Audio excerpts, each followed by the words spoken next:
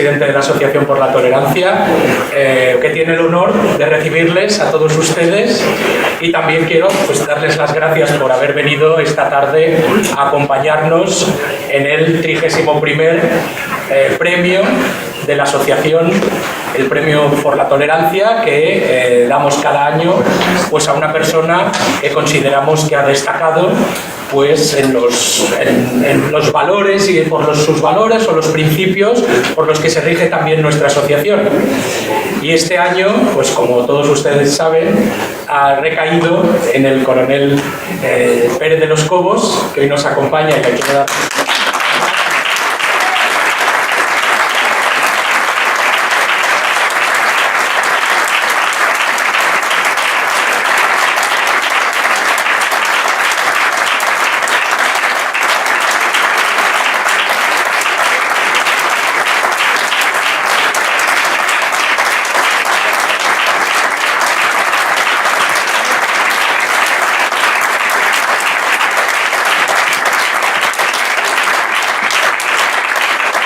Bueno, creo que esta ovación lo dice todo. No hace falta que hablemos mucho más. En cualquier caso, también quiero dar las gracias pues, a los representantes de partidos políticos que hoy nos acompañan y a todo el mundo en general. Muchas gracias por venir y doy paso a nuestro veterano socio y pionero de la asociación, Antonio Roig, para que nos dirija unas palabras. Gracias, Antonio.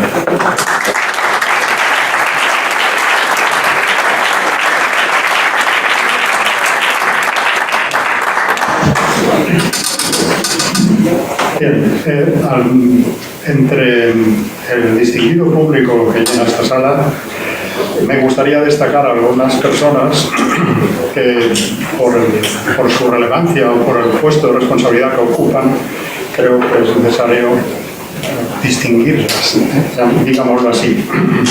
Por ejemplo, tenemos a don José María Fuster Fabra, abogado, azote del secesionismo y de la corrupción, que va a pronunciar unas palabras en cuanto yo termine. Tenemos también algunos premios a la tolerancia, como por ejemplo destacados miembros de Sacabar, que ocupan aquella esquina, y está por llegar también Félix Ovejero, un verdadero personaje y uno de los premios destacados de la tolerancia. Por otra parte, hay representantes de las asociaciones amigas como Aixecat, Levántate también, Impulso Ciudadano, Sociedad Civil Catalana, Politeia. Hay representantes políticos, como ha señalado antes Carlos, del Partido Popular, de Vox, tanto de la sección del Ayuntamiento como del partido propiamente, de un partido un poco conocido llamado Democracia y Libertad Popular, de izquierda española también. Luego hay representantes sindicales del sindicato CEP, Confederación Española de Policía, y de ADN, la Sindical de Seguridad y Servicios de Cataluña, y además, por supuesto, la Asociación de Amigos de la Guardia Civil.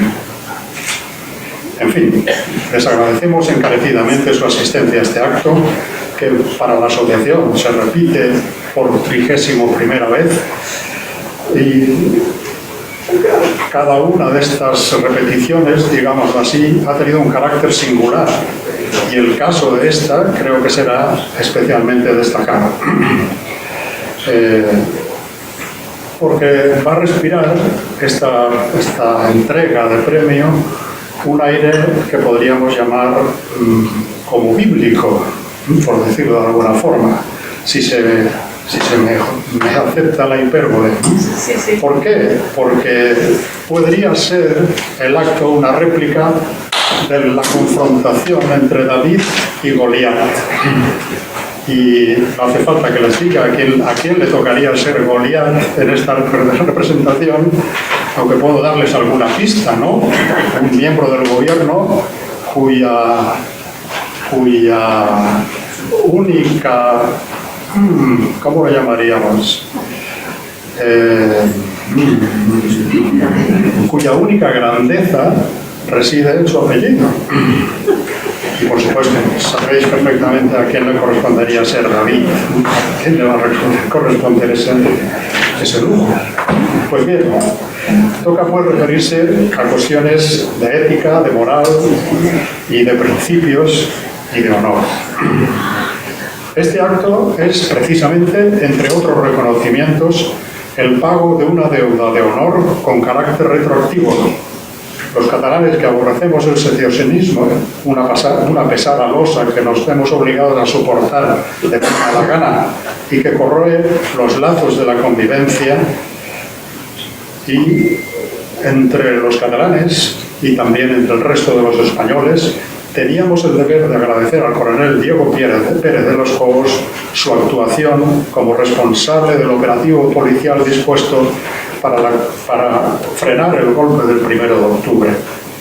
Ya hicimos un avance de modo genérico hace 2 años al premiar la actuación de los cuerpos y fuerzas de seguridad del Estado. Pero hoy tenemos la oportunidad de hacer llegar nuestro reconocimiento a quien fuera el ariete contra el que tropezaron y cayeron quienes querían y quieren aún acabar con nuestra nación.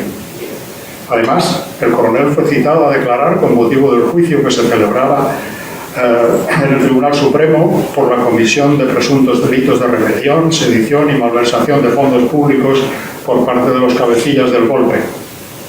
En esta declaración, don Diego afirmó que el dispositivo policial de los Mossos estaba más pensado para proteger el referéndum que para evitarlo.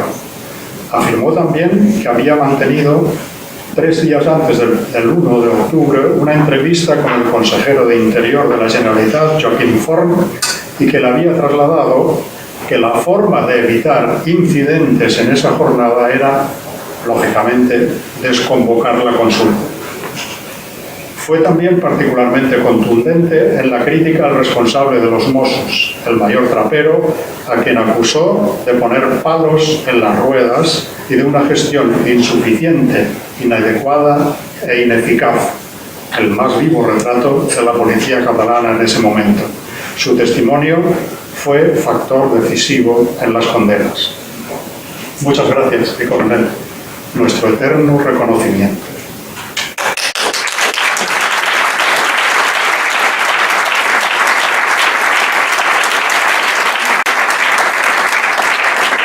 El historial de don Diego Pérez de los Cobos es para llenar de orgullo a cualquiera. Comenzó con un destino en Navarra en la lucha contra el terrorismo. En 1987 pasó al Grupo Antiterrorista Rural, GAR, como jefe de una sección antiterrorista. En diciembre del 89, trasladado a la Unidad de Servicios Especiales del Servicio de Información de la Guardia Civil, como jefe de un grupo de obtención de información antiterrorista.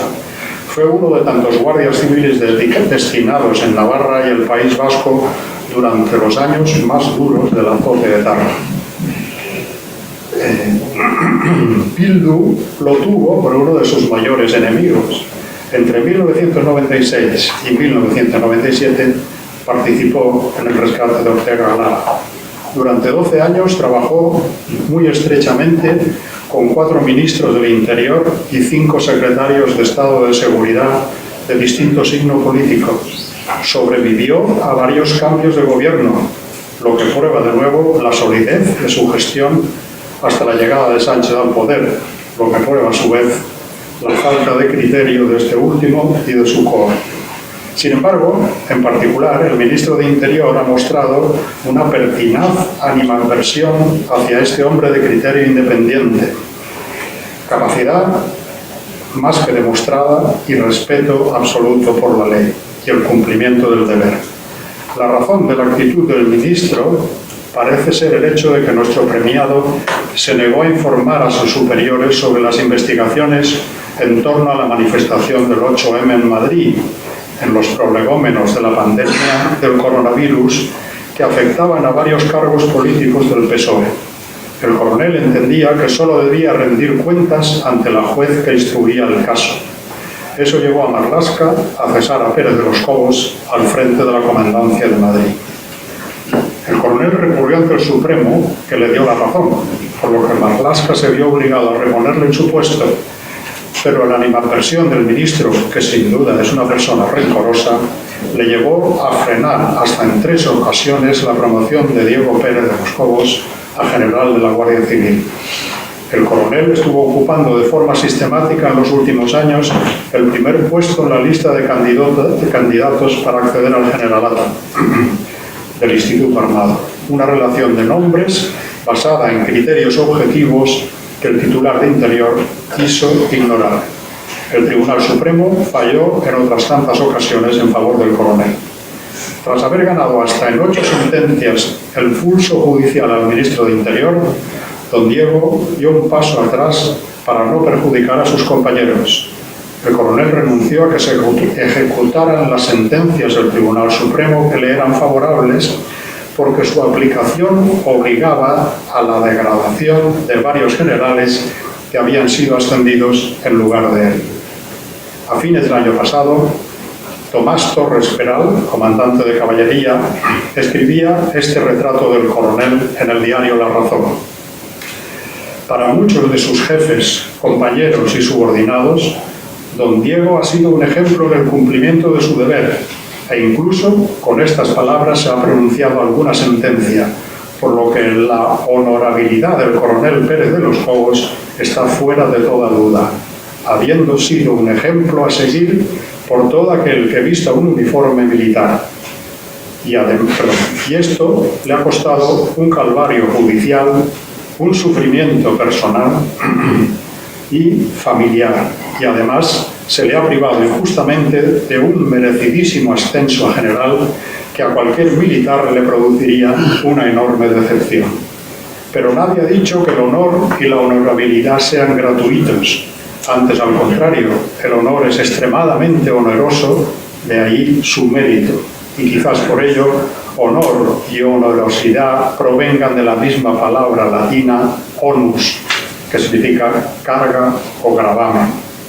Lamentablemente, una vez más ha quedado acreditado que el honor, el verdadero honor, como el de don Diego Pérez de los Cobos, tiene un altísimo coste. Así es este hombre, leal, íntegro, valiente, comprometido, justo, honorable y sacrificado. Reciba nuestro más sincero y profundo agradecimiento, mi coronel. Sin duda, este país podría deshacerse de muchos Goliaths si cundiera su ejemplo, y España está bien necesitada de ello.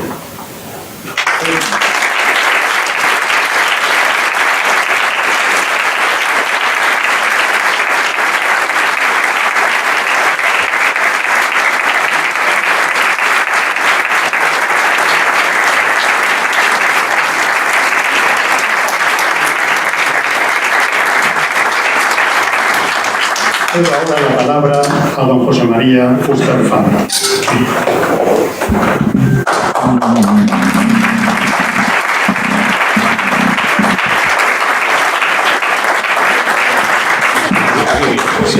está un poco alterado y se oye mal. ¿Se oye bien? Sí.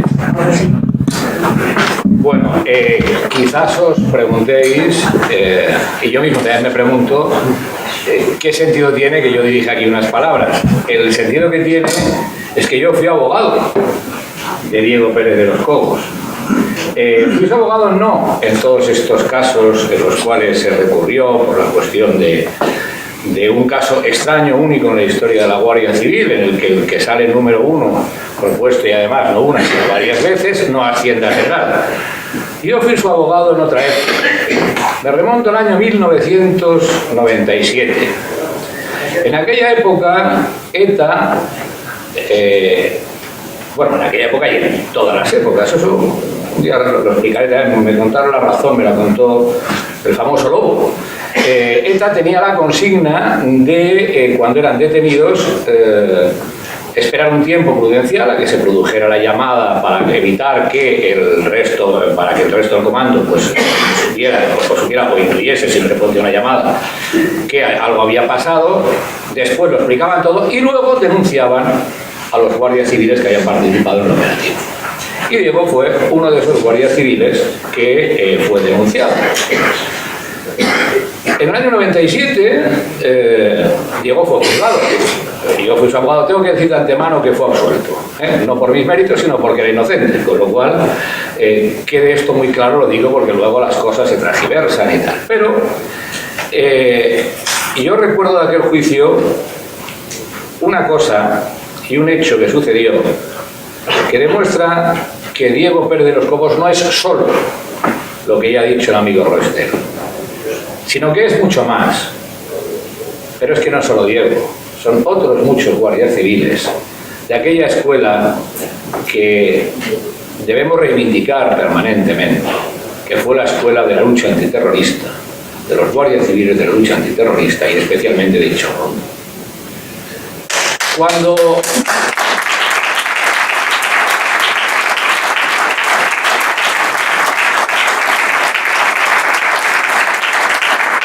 recuerdo una vez que me preguntó un periodista si yo creía que realmente la gente de Bildu se había convertido en hombres de paz. Yo dije, no lo sé, no me lo creo mucho porque no han condenado nunca los atentados de ETA, pero si se han convertido en hombres de paz de verdad, no era por voluntad propia, es porque ellos les obligaron a que se convirtieran en hombres de paz. La Guardia Civil, junto a otros cuerpos y fuerzas de seguridad, pero muy especialmente la Guardia Civil y muy especialmente lo que se ha dado a llamar la escuela de Chorrondo, derrotó a ETA. Y ETA estaba derrotada. Lo único que sucedió, y esa es la desgracia de la que hoy vivimos, es que a ETA se le dio una salida digna. Y esa salida digna para ellos, por supuesto, es una maldición que todavía hoy pesa sobre nosotros. Pero voy a la anécdota porque hoy estamos aquí para hablar de Diego. Estábamos en el juicio, presidía un juez que, digamos, no le tenía mucha simpatía a la Guardia Civil. Veo la sonrisa de Diego. Un juez que luego fue ascendido al Supremo. Claro, los jueces son personas. Yo, por ejemplo, tuve un gran amigo, desgraciadamente fallecido, que fue un juzgado de instrucción en el País Vasco, Paco Barbancho. Entre otras cosas buenas que hizo en la vida fue presentarme a mi mujer, a quien luego fue mi mujer. Paco fue destinado, para que veáis cómo se vivía ahí arriba, Paco fue destinado al juzgado de instrucción de Bilbao, creo que era el número 5, y el primer día nada más llegar, le vinieron unos enlaces sindicales, dijeron, somos del sindicato LAB, que era el sindicato de los etarras, y bueno, usted viene de Cataluña, usted comprenderá que esto es una situación diferente, usted como catalán debe tener mucha sensibilidad con este tipo de cuestiones, pero bueno, sepa usted que aquí hay que tratar las cosas de una manera diferente, porque aquí estamos en una situación de conflicto, etcétera, etcétera. Paco Barbancho, mi amigo, ya digo, desgraciadamente fallecido, un hombre polifacético que escribió un libro de Derecho Constitucional comentando sentencias, que al mismo tiempo que se doctoró y que sacaba la plaza de juez, hizo una pretemporada con el Español, y que tuve yo el gran honor no solamente de ser amigo mío, sino de jugar a fútbol en el mismo equipo que él. No, en el Español. Pero, bueno, ya me hubiera gustado jugar en el Español. Pero a lo que iba, le dijo al del sindicato, dice, mire, si sigue usted hablando, voy a llamar a la Guardia Civil y va a salir usted de aquí expulsado. Naturalmente, el pobre Paco duró en el País Vasco lo que duró. Ese era un juez valiente. Había otros jueces que no eran tan valientes. Bien, en ese asunto nos tocó un juez que no era de los más valientes precisamente, ni que quería demasiado a la Guardia Civil. El juicio tenía 3 sesiones. En la última sesión estábamos reunidos en un salón, los abogados, y yo vi que ellos no nos prestaban atención. Estaban pendientes de otra cosa, estaban pendientes de teléfonos, de tal, de no sé qué. Y de repente uno de ellos dijo, fuera, fuera, fuera. Nosotros no entendíamos nada. Y en ese momento vimos que salían los guardias civiles que nosotros estábamos defendiendo, acusados falsamente por un miembro del Comando Vizcaya de torturas. Y en ese momento vimos cómo salían, y salían a apoyar a unos compañeros que al nuevo Comando Vizcaya reconstituido en ese momento, en 1997, llegó la filtración y la información de que iba a cometer un atentado. A ellos en ese momento su juicio no les importaba nada. salieron a dar apoyo a sus compañeros del grupo operativo que iba a detener a los etarras. La Guardia Civil dio alta a los etarras tiraron de las armas y esos 2 etarras fueron abatidos. Es un hecho que recordé toda mi vida, porque claro, he estado 37 años de profesor en la facultad y llevo de abogado muchos más. Pero hay una clase que no me han dado nunca. ¿Qué debe hacer un abogado cuando se encuentra en mitad de un tiroteo? Y salimos nosotros a ver qué era lo que había sucedido. Y vimos a estos hombres allí, dando apoyo a sus compañeros, enfrentándose a un comando de ETA a tiro limpio en mitad de la calle. A tiro limpio en mitad de la calle, jugándose sus vidas, sin importarles nada en absoluto, solamente cumplir con su deber y dar apoyo a sus compañeros. Uno de esos hombres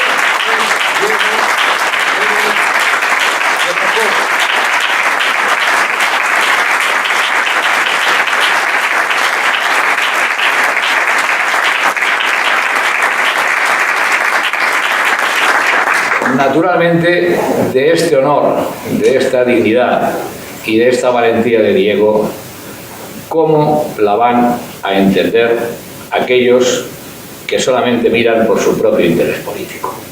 Lo que le ha pasado a Diego con su no ascenso al general, ya lo ha dicho el amigo Roche, es David contra Goliat, pero cuando uno se pone en la situación y en la mente de aquellos que no piensan en España, que no tienen una vocación de servicio a España, sino solamente de mantener su puesto, entiende que ellos no comprenden lo que es la Guardia Civil. Yo decía reivindicar el nombre de Inchaurrondo. En Inchaurrondo se creó la escuela que acabó con ETA. La escuela que obligó a ETA a, entre comillas, convertirse en hombres de paz. Y el gran líder de la escuela de Inchaurrondo, al que yo también tuve el honor de defender, con diferentes situaciones, el general Rodríguez Galindo me dijo un día, porque tuvimos muchas conversaciones entre abogado y clientes, luego ya grandes amigos, y me dijo una cosa que se me quedó grabada y que define perfectamente lo que es la Guardia Civil.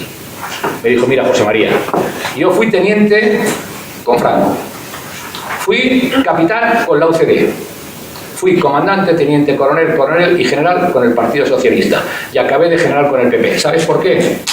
Porque yo en toda mi vida solo he sido un guardia civil y nunca he esperado absolutamente nada de nadie, sino sencillamente cumplir con mi deber. Eso es un guardia civil. Y eso, aquellos que solamente miran su interés personal, no lo entienden nunca. Y de aquella escuela, de los mejores de aquella escuela, salió Diego Pérez de los Cobos. Pero mi último recuerdo en este momento tiene que ser para los hombres, para aquellos guardias civiles, muchos de ellos chavales muy jóvenes. Yo recuerdo haberlos tratado y se te rompía el alma. Chavales muy jóvenes. Y muchos de ellos cayeron asesinados por la organización terrorista ETA. Ahora esto ya no se puede decir, parece que es un pecado decirlo.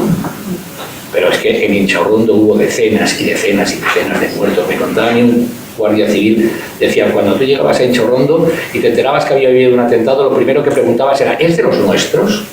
Luego ya como te ibas acostumbrando decían, ¿es de nuestro bloque?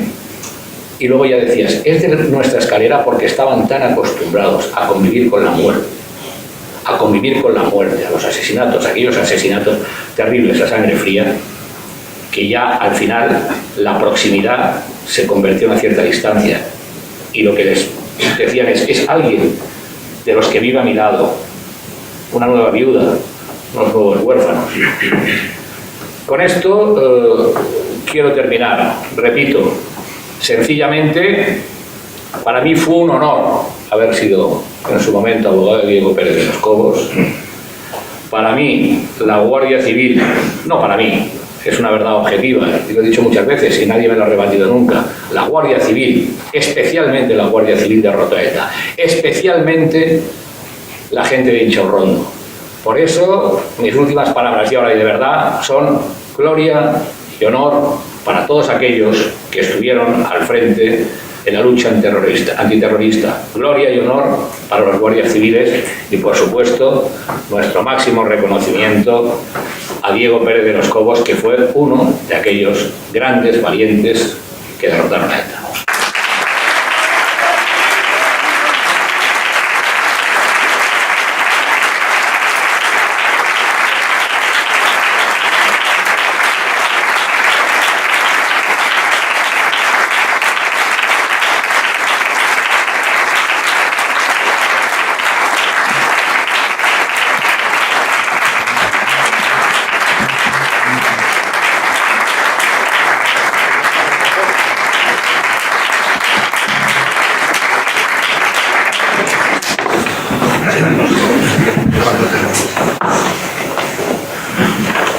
Señoras y señores, autoridades, compañeros de la Guardia Civil y la Policía Nacional, miembros de la Asociación por la Tolerancia, amigos todos, permítanme que comience con lo elemental, darles las gracias. Muchas gracias en primer lugar a Antonio Roig por sus cariñosas palabras y por esos inmerecidos elogios. Y gracias también, por supuesto, a José María Fuster Fabra, cuyas alabanzas considero mucho más fruto de nuestra amistad que de mis humildes merecimientos. Nunca estaré suficientemente agradecido a José María por haber aceptado hace ya casi 30 años hacerse cargo de mi defensa jurídica y de la de otros 5 guardias civiles en la Audiencia Provincial de Vizcaya frente a los abogados de la banda terrorista ETA, cuando casi nadie se atrevía a asumir aquel difícil papel. Gracias por este premio que recibo con humildad y con el que, si me permiten, pretendo representar a los policías y guardias civiles que defendieron el orden constitucional contra el Procés y que recibieron este mismo galardón, a los que les fue otorgado este mismo galardón hace 2 años por esta asociación, pero que no pudieron venir a recibirlos por prohibirlo la superioridad. Agradezco a todos ustedes su asistencia a este acto, a los miembros del jurado su confianza, a la Asociación por la Tolerancia su perseverancia, a Barcelona, ciudad de acogida y de encuentro, su hospitalidad y si me lo permiten, una gratitud íntima a mi familia, a mis compañeros y a mis amigos. Sin su aliento, muchas veces silencioso, nada de lo que hoy se me atribuye habría sido posible. En la vida uniformada, uno aprende pronto que los méritos, si los hay, son siempre compartidos. Este premio vale tanto por el motivo como por quien lo otorga. La Asociación por la Tolerancia nació en 1992 de una intuición sencilla y verdadera, que la libertad no avanza sola y que los derechos no se conservan por inercia. Nació de ciudadanos que se negaron a aceptar que la pluralidad de Cataluña, su riqueza lingüística y cultural, su memoria de mestizaje y apertura, pudiera ser reducida a un molde ideológico único. Y nació también de una convicción, que la conversación cívica, el debate público y la luz de los argumentos son los antídotos más eficaces contra la intolerancia. Esa intuición, sostenida durante más de 3 décadas, se tradujo en un trabajo constante en favor del bilingüismo real. Escuelas que respeten la lengua materna de cada uno, instituciones que traten con igual dignidad a catalanes que se expresan en catalán o en español y aulas libres de adoctrinamiento y llenas de conocimiento. También se tradujo en un compromiso sin matices frente al terrorismo y frente a sus justificaciones, porque la tolerancia no es neutralidad entre el agresor y la víctima. Es la toma de partido por la vida, por la dignidad y por la democracia. Por eso esta asociación ha estado siempre junto a quienes más han sufrido. Y por eso muchos uniformados hemos sentido su cercanía como un respaldo moral que no olvidaremos nunca. Hoy, cuando algunos confunden tolerancia con indiferencia y pluralidad con fragmentación, conviene recordar la definición más exigente. Tolerancia es el arte difícil de convivir en la discrepancia bajo el amparo y el imperio de la ley común. Cataluña, que ha sido, es y será cruce de caminos, necesita de esta tolerancia tanto como hoy en día la necesita España entera. Quisiera ahora referirme a lo que nos sostiene, a los cimientos de nuestro Estado de Derecho. La Constitución del 78 es mucho más que un compendio de artículos. Es el relato compartido que convirtió la desconfianza en convivencia y la convivencia en un proyecto de futuro. Ese relato tiene capítulos que se iluminan entre sí y que bien comprendidos forman una sola historia. El primero nos habla de unidad, no de una unidad que aplaste la diversidad, sino de la unidad que garantiza la igualdad. La certeza de que viva donde viva, cada persona tiene el mismo derecho, la misma protección y la misma expectativa de justicia. Sin ese suelo común, la diversidad se convierte en frontera. Con él, la diversidad florece como riqueza. Hablar de la indisoluble unidad de España no es convocar una consigna, sino recordar el presupuesto esencial de nuestra nación. La unidad no es un accidente histórico, un capricho de los padres de la Constitución o una comodidad administrativa. Es la condición que hace posible que millones de trayectorias personales puedan reconocerse en un proyecto común. Gracias a ella compartimos una misma ciudadanía, un mismo marco de libertades y un horizonte de oportunidades que no se fragmenta por fronteras interiores. La unidad es la arquitectura que sostiene nuestra convivencia. Pero la unidad también nos obliga, en primer lugar, hacia quienes nos precedieron y forjaron un país capaz de albergar diferencias sin romperse. Somos deudores de generaciones que en momentos de incertidumbre eligieron sumar y no dividir, construir puentes y no trincheras. Esa deuda no se paga con nostalgia, sino con responsabilidad, ensanchando el espacio común que recibimos y no achicándolo. La unidad es también compromiso con los que mantienen en pie cada día los vínculos que no se ven. Familias que emigraron dentro de España y mezclaron acentos. Servidores públicos que hacen efectiva la igualdad de derechos desde una administración común. Empresas y trabajadores que conectan territorios, universidades que comparten conocimiento o creadores que hablan a todos sin preguntar de dónde vienen. Nuestra nación se sostiene en esa trama cotidiana de lealtades cruzadas, de si la charla con fronteras interiores o identidades excluyentes no amplía libertades, las reduce para todos. Debemos también a las generaciones futuras lo que heredamos de las pasadas. Un país reconocible, confiable, capaz de sostener proyectos que superan la vida de cualquiera de nosotros, porque no podemos privar a nuestros hijos del derecho, el privilegio y el orgullo de ser españoles, de la posibilidad de estudiar, trabajar, emprender, formar una familia o servir bajo un marco de seguridad jurídica y solidaridad que no se interrumpe al cruzar una calle. La fragmentación es un lujo que pagan siempre los más vulnerables. La unidad, en cambio, garantiza que el mérito y el esfuerzo rindan frutos en un espacio de igualdad efectiva. Unidad no es uniformidad. España es una comunidad plural de lenguas, costumbres y paisajes. Y precisamente por eso necesita un suelo compartido que iguala derechos, arbitra diferencias y protege a las minorías. La unidad no aplasta la identidad, la protege de convertirse en coartada para el privilegio. Es el marco donde cada tierra aporta lo propio sin exigir permiso para ser lo que es, y donde nadie puede atribuirse la representación exclusiva de lo común. Cuando la unidad se respeta, la libertad cultural florece sin sobresaltos. La unidad es también eficaz y al servicio de la dignidad. Permite un Estado social que redistribuye, una seguridad que ampara por igual, una diplomacia que nos representa, una defensa que disuade, unas infraestructuras y servicios públicos que no se detienen en límites artificiales. Es la plataforma desde la que España aporta a Europa y al mundo con voz reconocible. Cuidarla es cuidar la confianza que sostiene nuestra economía, nuestra convivencia y nuestro prestigio. Por eso la unidad no se declama, se administra con prudencia, se defiende con serenidad y se vive a diario como el bien común que hace posibles todos los demás. Otro de los cimientos en los que se fundamenta nuestro Estado de Derecho es la separación de poderes.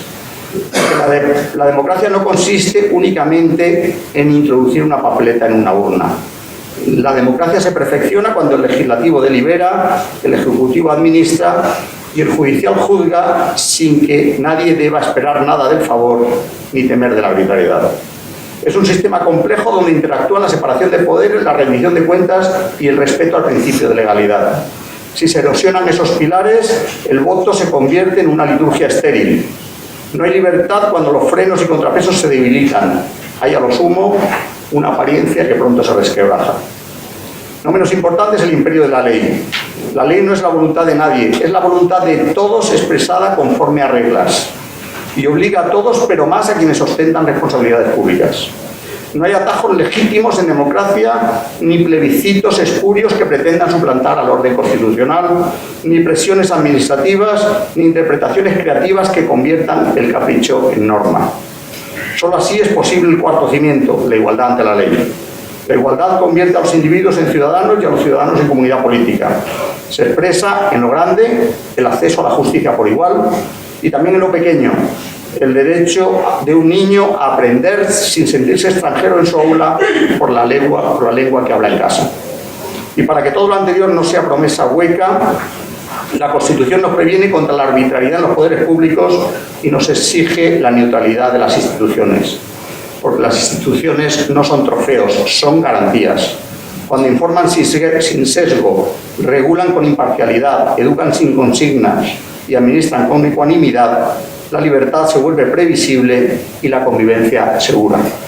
Por eso, unidad, separación de poderes, ley, igualdad y neutralidad no son compartimentos estancos. Son un sistema. Si tocas uno, todos acusan el golpe. Pero si los atacas a todos, estás erosionando seriamente el sistema. Ese sistema fue puesto a prueba en esta tierra el 1 de octubre de 2017. Aquella jornada no fue una anécdota.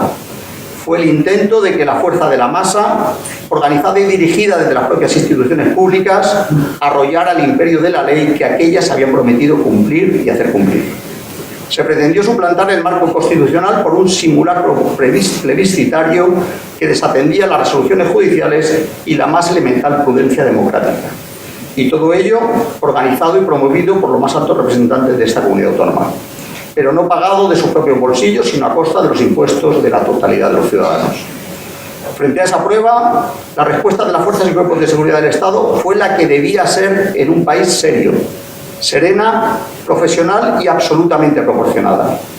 Miles de guardias civiles y policías nacionales cumplieron escrupulosamente con su deber y con los mandatos judiciales que habían recibido, y lo hicieron en un clima de hostilidad que no necesito describir en esta ciudad. Lo hicieron con la serenidad de quien sabe que cuando un servidor público hace lo correcto, está protegiendo incluso a los que le increpan. Protege su derecho a seguir discrepando mañana, pero hacerlo siempre bajo el imperio de la ley. Porque lo ilegal no se hace legítimo por la fuerza de las masas ni por la elocuencia de los eslóganes. Solo la legalidad convierte la voluntad en derecho. Quisiera detenerme aquí para hacer un reconocimiento personal. Un reconocimiento a todos y a cada uno de aquellos agentes. Sé que muchos pagaron un precio que va mucho más allá de las exigencias cotidianas de su ejemplar servicio.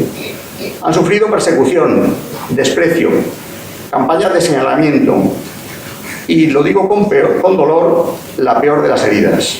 La traición de quienes, por acabar siendo sus jefes, deberían haberlos defendido siempre, y más cuando lo único que habían hecho era, en circunstancias extremas, algo tan sencillo de decir como difícil de ejecutar, cumplir con su deber. No hay mayor acto de lealtad que obedecer la ley cuando arrecia la presión. No hay mayor acto de injusticia que dejar solo al que obedeció. Una injusticia que se transforma en traición envuelta de cobardía cuando el que los deja solos es nada menos que su propio jefe.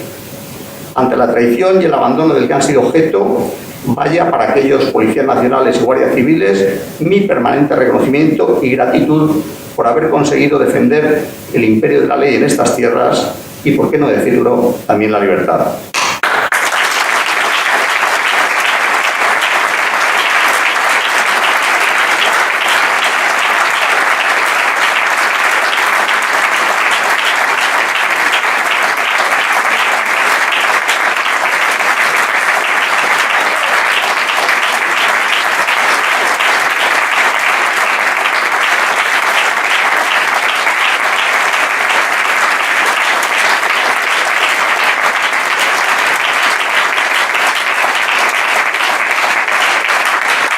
Gracias. Aquella jornada no fracturó España porque prevaleció la Constitución y el Estado de Derecho. La vigencia de la ley común se impuso a la tentación de imponerse por vías de hecho. Cataluña sigue siendo de todos también por aquel silencioso servicio de miles de buenos servidores públicos. Permítanme ahora una apelación que me sale del alma. Quisiera dedicar este premio a los millones de catalanes que cada día, con descripción y coraje, sostienen la convivencia. Padres y madres que piden para sus hijos una escuela abierta y no un aula de trincheras. Funcionarios que cumplen la ley aunque el ambiente invite a mirar hacia otro lado. Docentes que enseñan a pensar y no a obedecer consignas. Periodistas que informan a pesar del ruido. Empresarios, sanitarios, comerciantes, jóvenes que sueñan su futuro aquí sin pedir permiso para seguir siendo quienes son. A todos ellos quiero decirles algo sencillo: no estáis solos.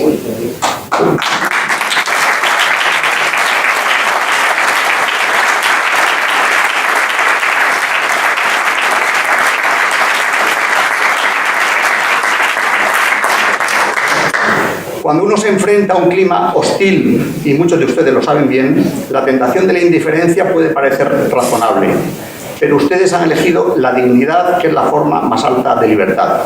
Y ese ejemplo no solo honra a Cataluña, fortalece a España entera. Cataluña no es una etiqueta ni una consigna, es una realidad viva, plural, trabajadora, con acento propio y vocación universal. La Cataluña que admiro, la de la industria, la universidad, la cultura, el comercio, la ciencia y la familia, no cabe en el molde estrecho del sectarismo. En Cataluña, esa Cataluña seguirá siendo faro si la dejamos ser lo que siempre ha sido, un lugar de encuentro. Todos los que vestimos el uniforme de la Guardia Civil, conocemos de memoria el artículo primero de la cartilla que dictó el duque de Ahumada allá por 1845, tan solo un año después de haber fundado el cuerpo. El honor ha de ser la principal divisa del Guardia Civil. Debe, por consiguiente, conservarlo sin mancha. Una vez perdido, no se recobra jamás. Este precepto no es retórica. Es un mandato que nos exige y nos juzga, pero es sobre todo para los guardias civiles un modo de vida. Nos recuerda que a veces servir significa incomodar, que la lealtad primera es para con la Constitución y la ley, y que mientras los cargos son contingentes, el deber es permanente. No ignoran ustedes que mi carrera profesional se cruzó hace unos años con una decisión que supuso mi cese como jefe de la Comandancia de Madrid y truncó al mismo tiempo mi futuro profesional. No traigo este asunto para ajustar cuentas. Traigo este recuerdo para subrayar una enseñanza. Cuando el deber y la conveniencia chocan, no cabe discusión posible. El servidor público debe elegir el deber, incluso si el precio es personal. En mi caso, elegí respetar la separación de poderes y la obediencia debida en un procedimiento judicial a una juez de instrucción a la que ni siquiera conocía, por encima de las ansias de saber de un responsable político, por muy alto que éste se sentara. Y no les quepa ninguna duda de que, a pesar de la implacable persecución sufrida y del coste profesional padecido, volvería hoy a hacer lo mismo. Acudí a los tribunales como corresponde a un Estado de Derecho, desoyendo, por cierto, la recomendación de algunos, los timoratos de siempre que defienden aquello de déjalo estar, no lo muevan más, que nunca conviene enfrentarse a los poderosos. Como le respondí en aquella ocasión, en mi caso el recurso a los tribunales era mucho más que un derecho.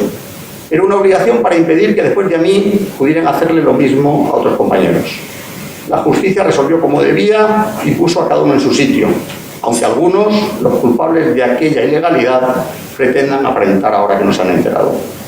Con aquellas victorias reiteradas en todos los recursos presentados ante el Tribunal Supremo, ganamos por 8-0, quedó correctamente cerrado este capítulo. ¿Y qué permanece de aquello? Pues permanece la tranquilidad de conciencia, la serenidad de mirar a los ojos a los tuyos, a tus hijos, a tus subordinados, a tus conciudadanos, y poder decirles: hice lo que debía y cumplí con mi deber, porque ningún entorchado merece el precio de la indignidad. Los cargos pasan, pero el honor permanece. No sería honesto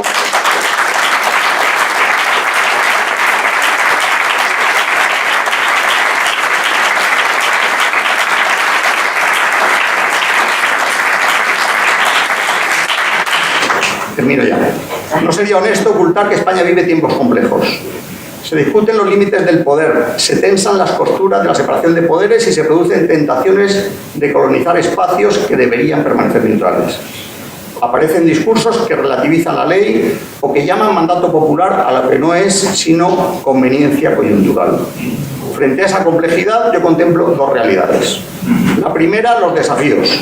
El ruido, la polarización o la fatiga que induce a muchos a retirarse al ámbito privado. La segunda, nuestras reservas morales. Millones de españoles que madrugan, educan a sus hijos, pagan sus impuestos, respetan las normas y quieren un país previsible, razonable y decente. En esa mayoría silenciosa reside la fuerza tranquila de nuestro sistema. Ahí está el Estado de Derecho, en las leyes, sí, en los tribunales, por supuesto, pero sobre todo en el hábito cívico de una ciudadanía que se sabe responsable. Nuestra tarea, y aquí me permito incluirme entre ustedes, es reactivar ese músculo cívico, no delegar exclusivamente en los partidos lo que es tarea de todos, exigir a los representantes respeto por las formas, apoyar a quienes desde dentro de las instituciones actúan con profesionalidad y valentía, respaldar a los docentes que enseñan en libertad, a los periodistas que informan con rigor, a los jueces que sentencian sin miedo o a los servidores públicos que cumplen su deber sin mirar colores. Permítanme terminar como empecé, con gratitud pero también con esperanza. Gratitud a la Asociación por la Tolerancia por haber sido faro cuando la bruma era espesa, por haber defendido el bilingüismo, la dignidad de las víctimas, la libertad de los ciudadanos y la pluralidad de Cataluña. Y esperanza porque el Estado de Derecho en España es fuerte. Ha resistido embates más graves que los actuales y lo ha hecho gracias a una combinación simple: leyes claras, instituciones que con sus errores han sabido corregirse y una ciudadanía que cuando ha sido llamada siempre ha respondido. La libertad no es un don que se acepta y se guarda en un cajón. Es un oficio que se practica cada día. Les invito a sostenerlo juntos. Les invito a defender la unidad que nos iguala, la separación de poderes que nos protege, la ley que nos ampara, la neutralidad que nos garantiza, el bilingüismo que nos enriquece y la convivencia que nos humaniza. Muchas gracias por su atención, por su confianza y por su ejemplo. Gracias Barcelona por acoger este acto y gracias a la Cataluña plural y valiente por recordarnos cada día que la libertad y la tolerancia no se proclaman, se ejercen. Muchas gracias.